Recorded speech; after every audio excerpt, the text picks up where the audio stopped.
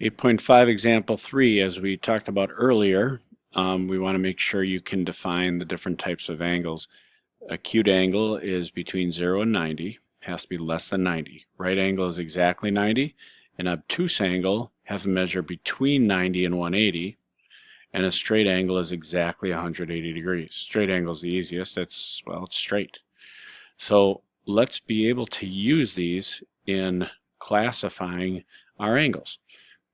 So as I go to the next page, find the measure of each angle, then classify it. So angle GHK. Well, we talked about the protractor postulate here earlier.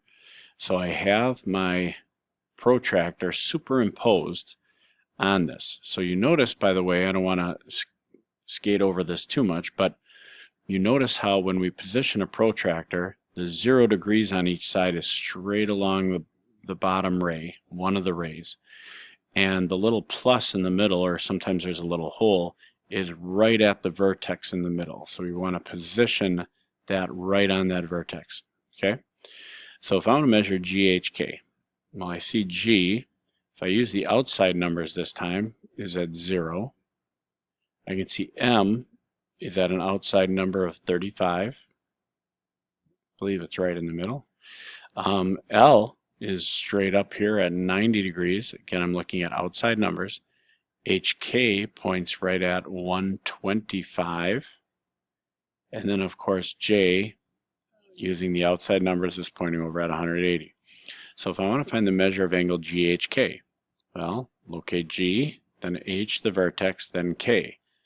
So that goes from 0 over to 125. Subtracting those, I get 125 degrees.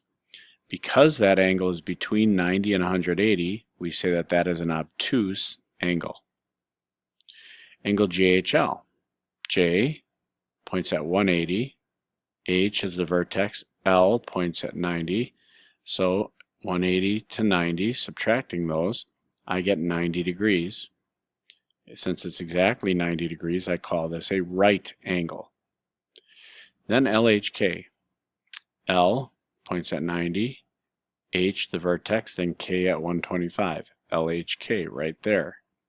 So the angle in between those two sides, 125 minus 90, is 35 degrees, which is less than 90, so we call that acute.